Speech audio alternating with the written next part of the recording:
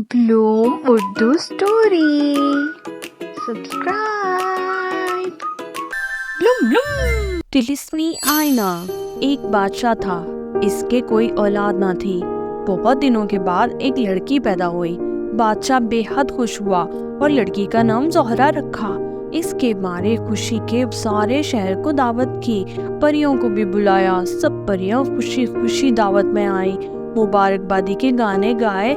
हर एक परी ने शहजादी को एक एक दुआ दी। किसी ने कहा शहजादी की जिंदगी बड़ी हो, किसी ने कहा शहजादी इल्म व हुनर वाली बने।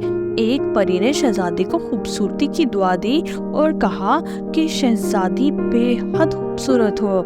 इस दुआ पर सब परियों ने आमीन कही और शहजादी के सर पर हाथ फेरा। परियां ये दुआएं देकर हवा में गायब हो गई। नाग परी दावत में शरीक न हो सकी थी। बादशाह इसको दावत देना भूल गया था। नाग परी बड़ी खराब तबीयत की थी। इसने बद्दुआ दी कि शहजादी को माँ की मोहब्बत नसीब ना हो और सौतेली माँ की दुश्मनी झेलनी पड़े। बादशाह ने नाग परी की ये बद्दुआ सुनकर तय कर लिया कि वो कभी भी दूसरी शादी नहीं करेगा और अपनी रानी की देखभाल अच्छी तरह से करनी शुरू कर दी। लेकिन इत्तेफाक ऐसा हुआ कि रानी की तबीयत खराब हो गई और बड़े बड़े हकीम इलाज के लिए बुलाए गए, मगर रानी की बीमारी बढ़ती ही गई। होते होते एक दिन ऐसा आया कि रानी मर गई और नाग परी की बद्दुआ सही निकली। अब बादशाह बेहद घबराया। शहजादी ज़ोहरा फूट फूट कर रोई, लेकिन जो होना था हो चुका। रोने धोने से कुछ भी फायदा ना था। बादशाह दिन भर उदास रहता, किसी काम में इसका जी न लगता। एक मर्तबा वजीरों ने सलाह दी कि हुजूर दूसरी शादी कर लें। बादशाह दूसरी शादी का नाम सुनकर बेहद खफा हुआ और वजीरों को डांट कर भगा दिया। थोड़े दिनों के बाद फिर सारे वजीर बादशाह के दरबार में पहुंचे और समझाया कि हुजूर आपके बाद राजगद्दी का कोई मालिक नहीं, दूसरी शादी कर लीजिए कि शायद खुदा के फजल से कोई शहजादा पैदा हो जिससे आपका नाम रोशन हो सके और ये गद्दी आबाद रहे। शहजादे का ख्याल आते ही बादशाह दूसरी शादी करने पर राजी हो गया। जब सब वजीरों ने मिलकर एक बड़ी खूबसूरत रानी तलाश की और बादशाह की शादी बड़ी धूमधाम से करा दी। जब नई रानी महल में आई तो वो दिन भर अपने बनाव सिंगार में लगी रहती। दूसरों के दुख दर्द से उसे कुछ मतलब ना था और शहजादी ज़ोहरा को तो वो कभी भूले से भी ना पूछती। बादशाह खुद शहजादी ज़ोहरा की देखभाल करता, नहलाता, खाना खिलाता। फिर शहजादी इधर उधर खेलने लगती।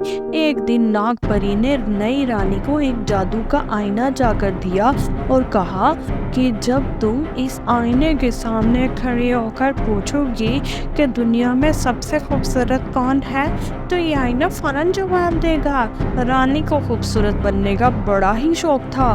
वो बड़ी ही खराब दिल की औरत थी। वो न चाहती थी कि इसके अलावा कोई और खूबसूरत दिखे। ये आईना पाकर वो बड़ी खुश हुई। फौरन मेकअप करके आईने के सामने खड़ी हो गई और पूछा, आईने आईने सच सच बोलो, कौन है सबसे बढ़कर हंसी। आईने ने ये सवाल सुना और फौरन जवाब दिया, सुन लो गौर से सुन लो, रानी है सबसे बढ़कर हंसी। आईने का ये जवाब सुनकर रानी खुश हो गई। इसका गुरूर और ज्यादा बढ़ गया। थोड़े दिनों के बाद ज़ोहरा जवान हो गई। इसका खूबसूरत सा चेहरा ऐसी मालूम होता जैसे कि 14वीं रात का चांद। वो सबसे बढ़कर खूबसूरत थी और दुनिया में कोई ऐसा ना था जो इसका मुकाबला करता। एक दिन रानी हस्बे मामूल आईने के सामने खड़ी हुई और वही सवाल किया, आईने आईने सच सच बोलो, कौन है सबसे बढ़कर हंसी। आईना फौरन बोला, सुन लो गौर से सुन लो, तुम थी पहले सबसे हंसी, लेकिन अब तो ज़ोहरा है सबसे बढ़कर हंसी। रानी आईने का ये जवाब सुनकर जलकर खाक हो गई। इसके जी में आया कि जाकर अभी ज़ोहरा की गर्दन मरोड़ दे, लेकिन बादशाह के डर से चुप हो रही। लेकिन दिल ही दिल में इसकी जान लेने की तरकीबें सोचने लगी। ایک دن اس نے جلاد کو بلایا اور اس کو کہا میں تجھے بہت سارا انعام اور روپیہ دوں گی، اس چھوکری زہرا کو جنگل میں لے جاؤ اور مار ڈالو، اگر تم نے ایسا نہ کیا تو میں تمہیں مروا دوں گی اور تمہاری بوٹیاں کتوں کو کھلا دوں گی۔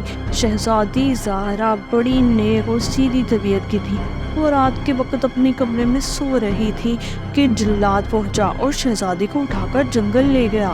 جب شہزادی جنگل پہنچی تو اس کی نیند ٹوٹی، مارے ڈر کے کانپ گئی۔ اس کی سمجھ میں نہ آیا کہ جلاد اس کو پکڑ کر جنگل میں کیوں لے آیا۔ جب اس نے جلاد کے ہاتھ میں چھرا دیکھا تو بے ہوش ہو کر گر پڑی۔ جلاد نے جیسے ہی شہزادی پر حملہ کیا اس کو پتھر سے ٹھوکر لگی اور منہ کے بل گر پڑا اور وہیں پہ مر گیا۔ شہزادی کو جب ہوش آیا تو اس نے دیکھا کہ جلاد اس کے ساتھ لیٹا پڑا ہے لیکن ہوش سے نہایا ہوا ہے۔ وہ کچھ نہ سمجھ سکی، اس نے چیخ ماری اور زور سے بھاگتی گئی۔ وہ جنگل کے بالکل دوسرے کنارے پر پہنچ گئی۔ وہاں چند درختوں کی آڑ میں ایک مکان نظر آیا۔ بیچاری دوڑتے دوڑتے تھک گئی تھی، مکان کے قریب پہنچی اور چپکے سے دروازہ کھول کر داخل ہوئی۔ نے دیکھا کہ بہت ہی چھوٹے چھوٹے 7 پلنگ بچھے ہوئے ہیں اور ایک پر 7 چھوٹی چھوٹی پیالیوں میں دودھ رکھا ہے۔ زہرا دیکھ کر بڑی حیران ہوئی کہ اتنے چھوٹے چھوٹے پلنگ اور چھوٹی چھوٹی پیالیاں۔ وہ بھوکی پیاسی تو تھی ہی، پہلے اس نے ایک پیالی اٹھا کر پی لیکن اس کی بھوک نہ گئی، پھر دوسری پیالی پی، اس سے بھی بھوک نہ گئی، پھر تیسری، آخرکار 7 پیالیاں پی گئی اور 7 چارپائیوں کو قریب ملا کر اس پر سو گئی۔ اس مکان میں 7 بونے رہتے تھے، بونے بہت ہی چھوٹے تھے، انہی کی 7 پیالیاں تھیں اور 7 چارپائیاں تھیں۔ تھوڑی دیر کے بعد جب بونے آئے تو انہوں نے اپنی دودھ کی پیالیاں خالی پائیں۔ انہیں بڑا تعجب ہوا کہ کون ان کا دودھ پی گیا، اور پھر انہوں نے دیکھا کہ ان کی چارپائیوں کو ملا کر ایک بہت بڑا آدمی اوپر سو رہا ہے۔ ایک بونا جو کچھ بہادر تھا آگے بڑھا اور باقی بونے اس کے پیچھے چارپائی کے پاس گئے۔ آہستہ سے چادر ہٹائی، شہزادی زہرا سوئی ہوئی نظر آئی۔ بونوں نے کبھی اتنی خوبصورت لڑکی نہ دیکھی تھی۔ وہ فوراً گھٹنے ٹیک کر زمین پر سجدے میں گر پڑے اور شہزادی کی پوجا کرنے لگے۔ صبح شہزادی سو کر اٹھی تو سب بونے ہاتھ جوڑ کر کھڑے ہو گئے اور شہزادی سے کہنے لگے کہ ہم آپ کے غلام ہیں۔ شہزادی نے بونوں کو اپنی مصیبت کی کہانی سنائی۔ بونوں نے شہزادی کو تسکین دی اور کہا کہ آپ یہی رہیے، ہم آپ کی حفاظت کریں گے۔ اب شہزادی بونوں کے ساتھ رہنے لگی، مکان کی صفائی کرتی، چراغ جلاتی اور کھانا پکاتی۔ دن کے وقت سب بونے جنگل میں کام کرنے چلے جاتے، رات کو واپس آتے اور شہزادی کا انتظام دیکھ کر بے حد خوش ہوتے۔ ادھر جب جلاد واپس نہ آیا تو رانی بڑی بے چین ہوئی۔ آئینے کے سامنے کھڑے ہو کر پھر پوچھا، آئینے سچ سچ بولو، کون ہے سب سے بڑھ کر حسین؟ آئینہ فوراً بولا، سن لو غور سے سن لو، تم تھی پہلے سب سے حسین لیکن اب تو زہرا ہے سب سے بڑھ کر حسین، جو رہتی ہے جنگل میں بونوں کے ساتھ۔ آئینے کا یہ جواب سن کر رانی مارے غصے کے کانپ گئی۔ اسے یقین ہو گیا کہ زہرا زندہ ہے۔ اب اس نے زہرا کی جان لینے کا پکا ارادہ کر لیا۔ جنگل کی صاف ستھری ہوا اور سادی غذا اور محنت کی وجہ سے شہزادی کی خوبصورتی اور زیادہ بڑھ گئی۔ اس کی خوبصورتی دن بدن بڑھتی ہی گئی۔ رانی محل میں جب کبھی آئینے سے پوچھتی، آئینہ شہزادی زہرا کی خوبصورتی کی تعریفیں کرتا، رانی جل کر خاک ہو جاتی اور دانت پیس کر کہتی کہ کسی نہ کسی طرح میں اس کی جان لے لوں۔ آخر ایک ترکیب اس کی سمجھ میں آئی۔ اس نے ایک زہر تیار کیا اور اس کو لال سیب میں بھر دیا اور دوسرے بہت سے سیبوں کے ساتھ یہ زہر والا سیب بھی ایک ٹوکری میں رکھ کر بیچنے والی کا بیس بدل کر شہزادی کے مکان کے قریب پہنچی اور زور زور سے پکارنے لگی، سیب لے لو۔ شہزادی ڈری ہوئی تھی، اس کی ہمت نہ پڑتی تھی کہ سیب والی کو اندر بلا لے، اس لیے کھڑکی پر کھڑی ہو کر پھل والی کو دیکھتی رہی۔ رانی یعنی کہ پھل والی نے جب دیکھا کہ شہزادی کھڑکی سے جھانک رہی ہے تو فوراً کھڑکی کے پاس پہنچی اور کہنے لگی، دیکھو یہ کتنے خوبصورت اور میٹھے ہیں۔ یہ کہہ کر رانی نے ایک سیب کاٹا اور کھایا۔ شہزادی سے بھی کھانے کو کہا لیکن شہزادی نے انکار کیا۔ جب پھل والی نے بار بار کہا تو شہزادی ذرا سا چکھنے پر راضی ہو گئی۔ اب رانی نے موقع غنیمت جان کر وہی زہریلا سیب کاٹا اور شہزادی کو کھلا دیا۔ شہزادی کھانے کے ساتھ ہی بے ہوش ہو گئی اور دھڑ سے زمین پر گر پڑی۔ رانی مارے خوشی کے اچھل پڑی اور خوشی خوشی محل واپس پہنچی۔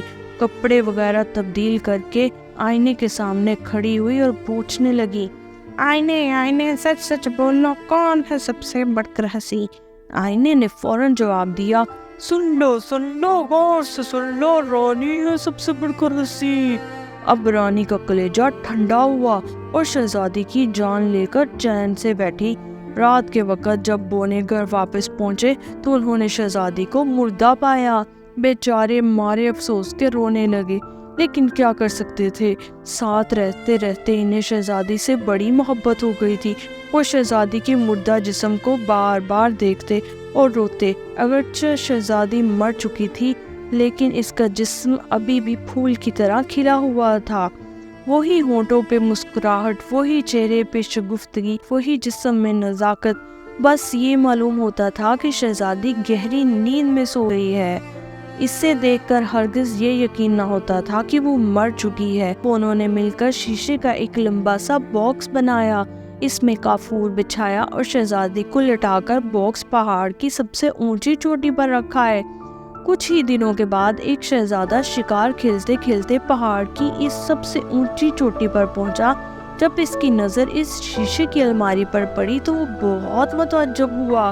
شہزادی آرام سے لیٹی ہوئی تھی، جس کا جسم ابھی بھی تر و تازہ تھا، رنگ گورا تھا، ابھی بھی دل کو لبھا رہا تھا۔ شہزادہ کچھ دیر تک سوچ میں پڑا رہا، پھر ہمت کر کے باکس کھولا، شہزادی کو اٹھایا اور پیٹھ پر لاد کر پہاڑ کے نیچے اترنا شروع کیا۔ پہاڑ ڈھلواں تھا، چھوٹے بڑے چٹان بہت سے تھے۔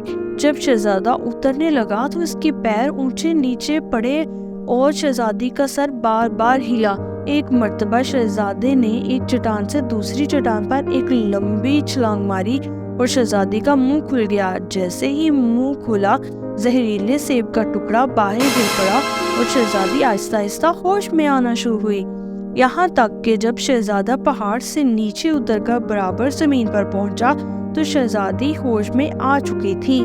دونوں ایک دوسرے کو دیکھ کر خوش ہوئے اور باتیں کرنے لگے۔ شہزادہ جب اپنے ملک میں پہنچا تو اس نے شہزادی سے شادی کر لی۔ اب شہزادی نے رانی کی دشمنی کا سارا حال شہزادے کو بتایا اور کہا کہ اس کے پاس ایک جادو کا آئینہ ہے جو میری خوبصورتی کی اطلاع اس کو دیتا رہتا ہے، اور وہ حسد کی وجہ سے میری جان لینے کی ترکیبیں سوچتی رہتی ہے۔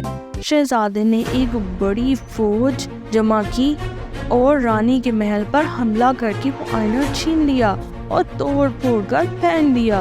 اب شہزادہ اور شہزادی ہنسی خوشی ساتھ رہنے لگے اور رانی اور بھی زیادہ حسد کی آگ میں جلنے لگی۔